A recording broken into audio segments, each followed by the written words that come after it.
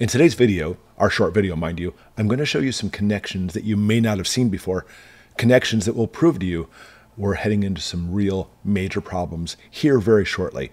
Let's jump right into these connections. I want you to see this. First, we've all been seeing how the Dow Jones, how the stock market is not doing well. It's been going up and up and up and up, and now we have this major, I don't even want to say crash, even though we may be heading in that direction. But it's not this. I want to show you this. If we simply go back a few years ago, back toward the good old pandemic era, we saw a kind of a crash then too. And that's the first connection I want to make.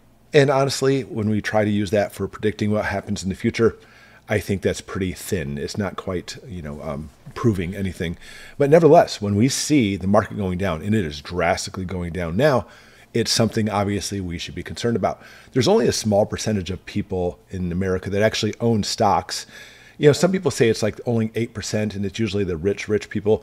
It's not quite true. I mean, the numbers are kind of hard to say exactly how many people do own the stocks. But there's a lot of people saying the stock market going down, since we're looking at the elite losing value in their stocks and money, is kind of a good thing because it takes out like some of those people who are making way too much money. I'm all for our constitutional republic. I'm all for, if you make the money, you deserve to have that money. And I try not to look at it as far as like elite. Now, there are some people in that elite status, obviously, who try to control everything. But there's a lot of people just like you and me who just like to invest in the stock market and actually have a good portfolio, and they become rich because of it. That, in my opinion, is the American way. But that's not the only connection we're seeing here. Look at this. Oh, yes. And what are we seeing now? Just like it was back in the pandemic, protest. Interesting. So we're really seeing three connections. Trump's in power, stock market not doing well, and now we're seeing protest. I like how they say this. They erupt in cities. If you ask my opinion, and there's a lot of evidence behind this, by the way, even though it's hard to prove, it's not simply people being concerned and protest erupting because they don't like the way things are going. Now, in history, obviously, not just America, protests often lead to major changes. And if you're simply looking at people rising up because they don't like the way things are going in the country, that's one thing. But when you actually see evidence-backed that people like George Soros, for example, funds Antifa, funds protest, and gets people out there, that's a whole different story. Because now we're seeing some of these elite status people doing what they can to try to make the change into what they see for America. You may see it, you may not. I try to leave politics out of this as much as possible. But when it's right in our face like this, we're seeing these connections, we do have to take a very good look at this.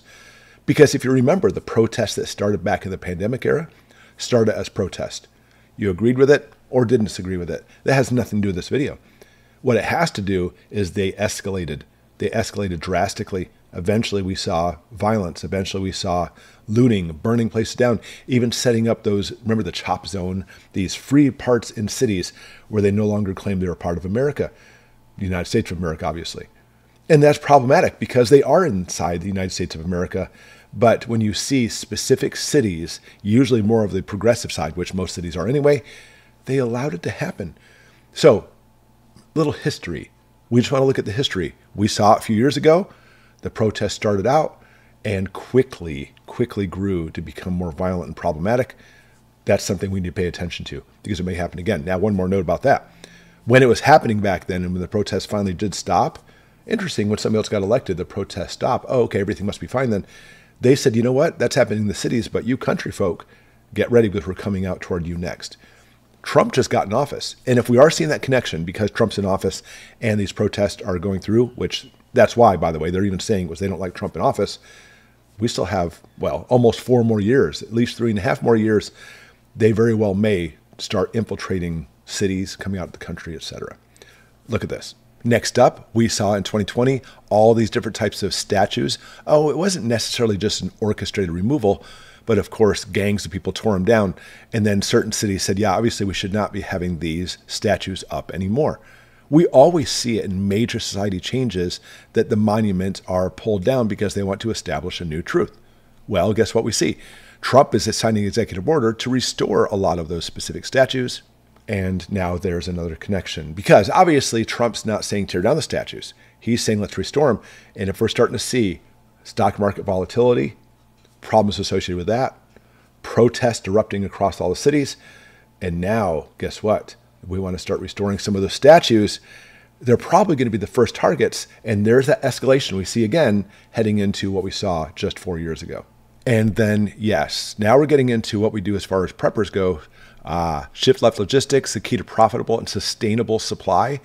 Sustaining our supply, especially when it comes to food. We may actually start seeing, here it is, supply chain disruptions coming in 2025. Look at this. A perfect storm looms. Same progression. Interesting, isn't it? I mean, it makes you ask the question, wow, is that just a coincidence? Do I just need to prepare because of this happening? These are literally specific things coming into play that I need to get ready for because we saw some major inflation. I mean, we're still seeing it. Can you imagine going even higher and more disruptions for our supplies on the shelves? Just a coincidence? Is it coordinated? Listen, as preppers, we don't have to worry about that. You have your opinion, I have my opinion, everybody does. Don't take your eye off the prize. And that prize is being prepared. It doesn't matter who's causing it. We need to prepare. We need to stockpile. We have to make sure we have all the food we can possibly have. Obviously, people call us hoarders. No, it's the people who, when it starts to go off the shelves, they'll grab the rest of it. Those are hoarders. We're preppers. We prepare ahead of time. Right now, go over to the soup aisle, and there's lots of Campbell's soup. I'm not endorsing Campbell's. People will say that. I don't like Campbell's soup either. It's not good for you. But nevertheless, there's 5 flats of it. You grab a flat of it. That's not hoarding. Obviously, plenty of other Campbell's soup for other people. But when the time comes and we start seeing these shortages, I'm not saying this. The narrative is saying this. Again, being orchestrated narrative or not, doesn't matter. All we know is we're going to be running out of Campbell's soup, metaphorically, figuratively speaking. Understand? So we have to be prepared for this as well. Supply chain shortages are coming. That was my last video. I listed all the possible things that literally may be gone off the shelves soon. And people are like, I can't afford all that stuff. I'm not asking to buy everything. Just buy the areas that you do need some stuff. Hit some yard sales this summer, whatever you need to. Just be prepared for this because it is coming. And then something else we saw as well that sparked off in the pandemic, workforce and trade pressures are colliding. Resiliency is what the supply chain 360 is looking for. Because understand, these are not going with any type of political avenue at all. They're simply just warning us that when we're talking about as far as labor goes, we're going to see some major labor changes too. And because of the tariffs and because of basically in America, we're going to not see so much stuff coming in. There may be a lot of people who are going to be out of jobs soon. And the whole idea is to stop having so much stuff come to the United States that we start giving jobs back to Americans. But if you recall, one of the major things we saw post-pandemic was there were jobs everywhere. And there's a labor shortage. We didn't have a job shortage. We had a labor shortage. There's just suddenly people didn't want to go to work. I have literally the latest generations, in the teens and 20s right now, always saying to me, and this blows my mind, I don't want to work 40 hours a week. I want to spend time, doing anything but working. I just want to relax and sit at home and play video games or whatever they want to do. And listen, no offense, I don't want to work 40 hours a week either. Nobody wants to work 40 hours a week. I mean, some people do. Some people are just so in love and tied to their jobs. But the whole thing is, we work. Everybody works and puts their 2 cents in so they can get their 2 cents back after the day's done, and they're able to afford things like food and stuff. But we're seeing a huge change in the society right now. And these tariffs literally may cause even more changes into this new society where we now have this huge state in which welfare programs have skyrocketed because, there's nobody who wants to work jobs anymore. And obviously I'm being completely, totalitarian with this. Everybody's like that. Obviously not everybody is. But just like right after the pandemic anyway, we saw labor shortages. We're seeing major changes or disruptions in the labor force as well. So lots of things coming. Is it heading in the direction we saw back in 2020 and 2021? Put it in the comments below. What do you think? But either way, we must take a look at this. We can't simply turn a blind eye and say, it's never going to happen, because it did happen just a few years ago.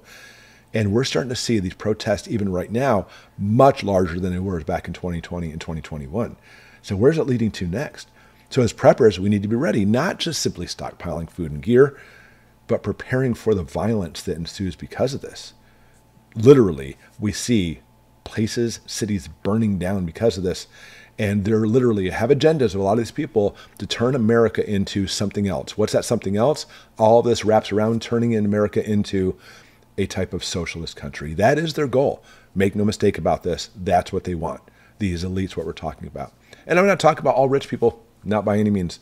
But there are specific people in places they purposely were put there to try to turn America into a socialist government. That is their goal. This has been their goal ever since the 50s.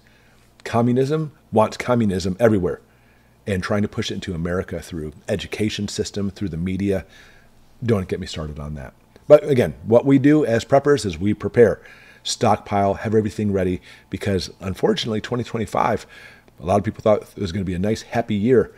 Even with energy shortages this summer, this literally may be the worst year we've seen yet. Keep prepping, everybody. We'll see you next time.